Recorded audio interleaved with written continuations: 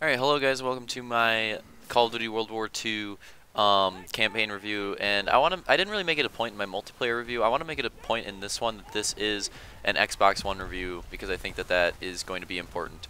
But yeah, if you listened or watched my whole multiplayer review, thank you. I talked and rambled on for a lot about the multiplayer because I felt there was a lot to talk about, and it just ended up being a very interesting video to make. So, hope you guys enjoyed that one. Campaign review won't be as long, but I'm still going to try to go as in-depth as possible. So, the campaign starts you off on the D-Day level, and this one I think is a little weak, mainly because of the sound design. If you go back to the CoD World War II, the CoD 2 D-Day level, or even the Medal of Honor Allied Assault D-Day level, the sound design in those 15, almost 20-year-old games, in Allied Assault's case, is so much better than the sound design in this game, which is insane. Like I don't understand why the sound design is so bad in the D-Day level. It just doesn't sound good at all. Like if they would have just taken the audio from Saving Private Ryan and thrown it in there, it probably would have worked out better. Like it was really bad, and it kind of just killed the immersion. So I didn't really like the D-Day level that much. For that reason, when compared, like if you just look at it on its own as a D-Day level, it's okay. But when compared to some other previous D-Day levels that I played, it looks better, which it should. But it doesn't sound better. It doesn't immerse you better, and that's why I don't like it as much. And it does introduce you to the characters. You got Turner, Pearson, yourself, Daniels, or Red, Zussman, Styles, Aiello. I think I nailed them all. Did I nail them all? I think I did. I think I did. That's crazy. Off the top of my head. And they do add a little interesting thing with this campaign where one, you don't have regenerating health. They brought back health packs, and the way you earn health packs is you find them around the map, or you kill enough people to fill up your squad meter for Zussman, and then you ask them for a health pack. So that's interesting. That's an interesting change to go back to the health pack system for campaign, and I kind of liked it. I also liked the squad abilities. Each of your squad members has an ability that you can charge up and then use. Aiello has the mortar strike, Pearson has the spotting, Turner has ammo, Styles has the grenades, and Zussman has the health, of course. So I think that was really cool. I thought that was interesting that they added those two elements to the campaign, and I thought that going back kind of kept it fresh, which sounds weird, but that's kind of what happened. Like they brought the game back 2 steps. I don't want to say like in a bad way, but that kind of brought it forward because with how old this game is with World War II, you needed to have some old features to make it interesting, if that makes sense. Like if you had it with so many modern features, it just wouldn't have been as good. So having those squad abilities instead of jetpacks and crap like that, and having non-regenerative health, just made it a little more interesting. Made it a little more fun. And I played through the campaign a lot. Played through it on veteran. It was it was fun. It was a fun campaign. And it had an interesting story for World War II. I knew it was gonna be a CoD game. I knew that they were gonna tie in like a character-driven story instead of a purely historical one, which is fine. It was it was a good little story. Nothing too memorable. Nothing too insane. Which obviously they couldn't have done because it's World War II. Like, what are they going to do? Unless they do like a Wolfenstein style thing, they're not going to have a story that's too crazy tied into the characters. So I thought it was good. I thought it had some good food for thought, food for thought, and I thought it was interesting. I just got done, by the way, recording the multiplayer review. That's why I can't talk. But yeah, so I'm going to go through every level with my opinions on those levels real quick. D-Day, I mean, I already talked about, it was okay. Operation Cobra, I thought was a good level, a good mix of ways that you fought. You have the sniper, and then you have the part where you got to shoot down the planes, and there's the trench combat, there's long range. It is a good mix. I think Cobra is a really good level. Then you have Stronghold, which is basically the Saving Private Ryan sniper level, which was fun for that reason. The part where you got to hold out at the end. Stronghold was a short little cool level. Then you have SOE, which I think is probably going to split up a lot of the people because it's the most Michael Bay level, I would say. And it really depends on what kind of person you are. I thought it was good, but if you're one of those people that's like historical accuracy, historical accuracy, historical accuracy, you're probably not going to like this one at all. You're probably going to want to skip that level, to be honest. Have someone else play through it for you.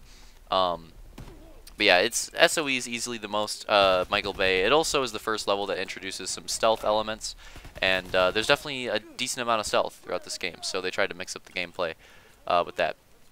Then you have Liberation, which is one of my favorite levels just because of the way it looks going through Paris and going into the Nazi headquarters was really, really cool. I like Liberation a lot. It also switches up the gameplay with how you have to remember, like, you're kind of an undercover agent.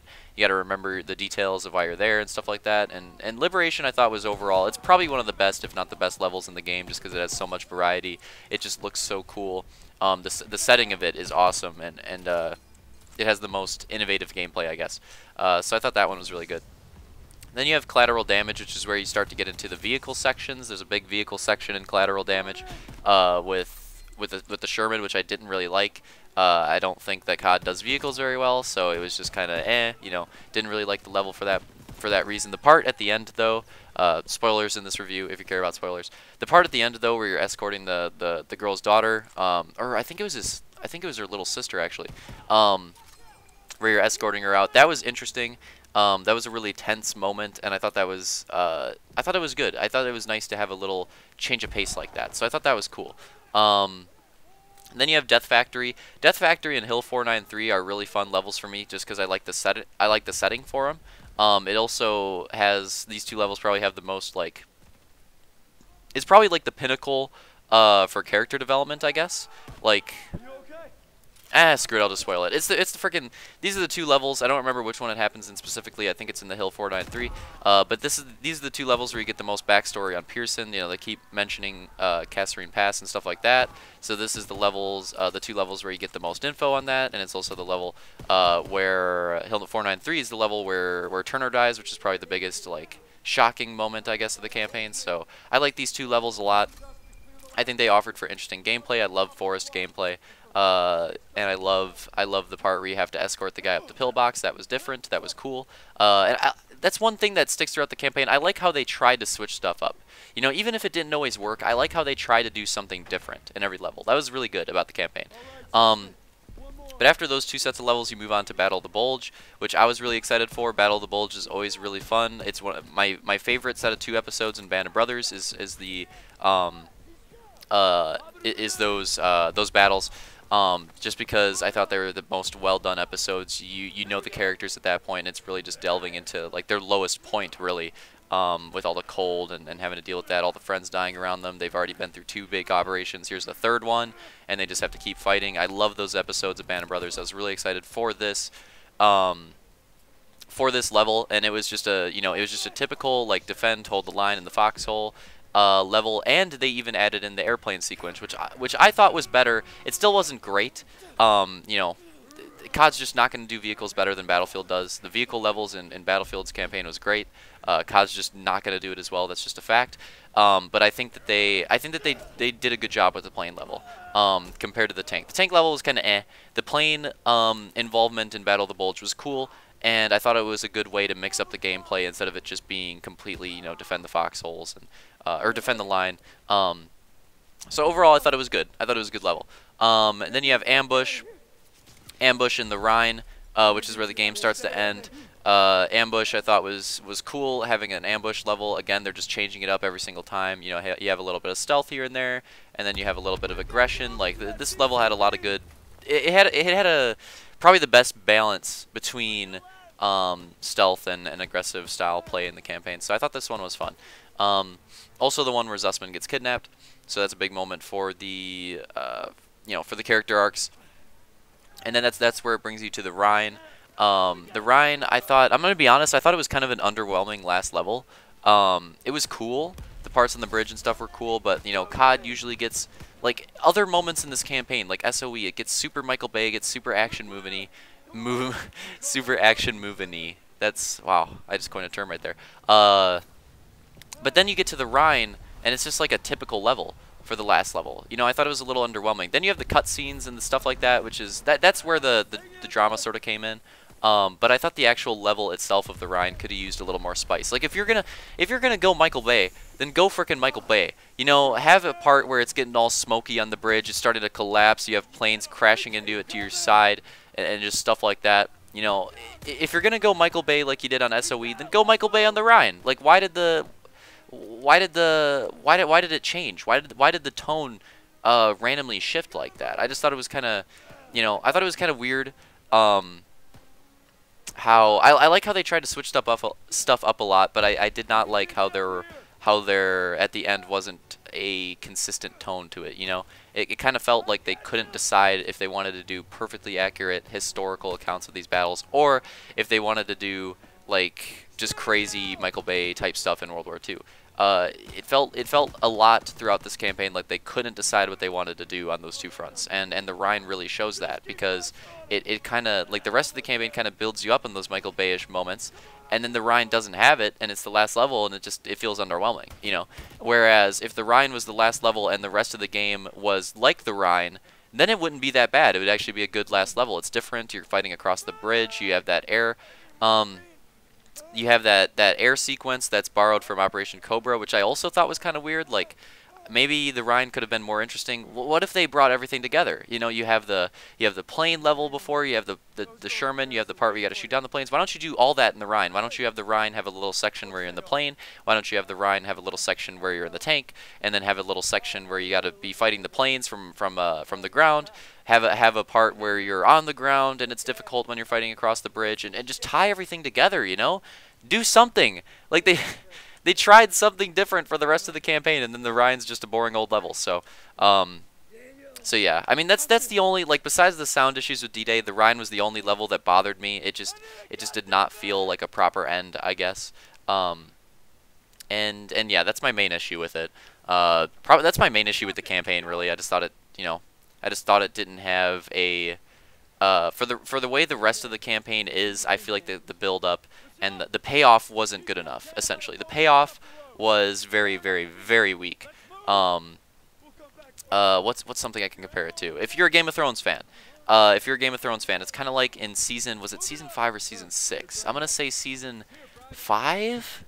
It was 5 or 6, I don't remember. But it's the one where Jorah gets grayscale, and that's sort of a thing for a little bit, right? Like that's sort of a thing. Like, where is it gonna go? Is he gonna die? Is he gonna become a stone man? You know, what's gonna happen with Jorah? And that's kind of something that that's like an interesting little story arc that they have going. And then in season 7, they're just like, oh, frickin' Sam cured him, and there you go.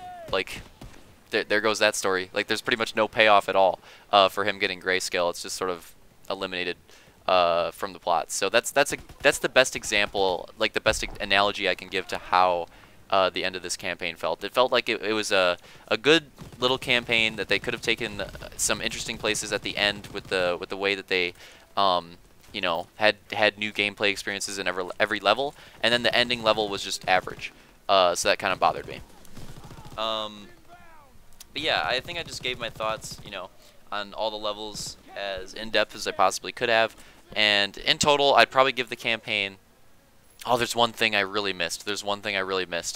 Oh, I can't believe I almost did not talk about this. I guess it's been so long since I played it, I almost forgot about it.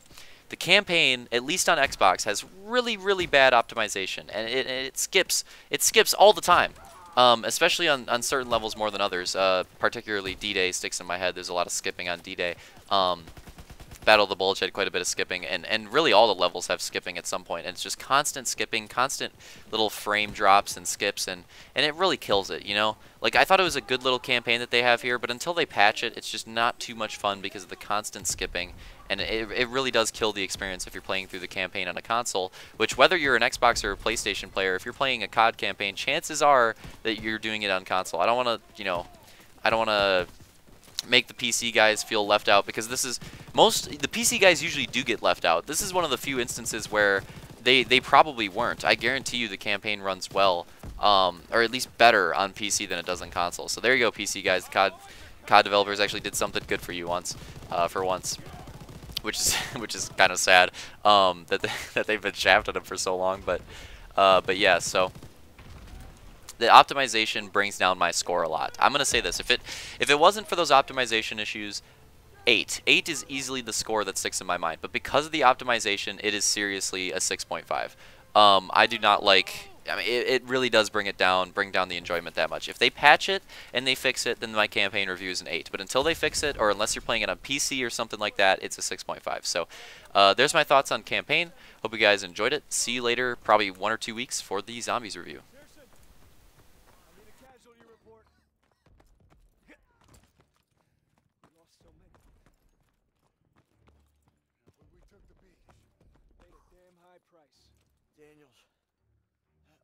Dad's seen everything. He gonna be all right? Yeah. He taped him up pretty good. Should have stayed on the boat. Oh, now he tells us. Hey, what you did back there, I owe you. I'd say we're even. We'll see this through. To the end? To the end. Beachhead secured. We'll bivouac at the second hedgerow after the ridge. Welcome to the Bloody First. You're a long way from Texas, farm boy.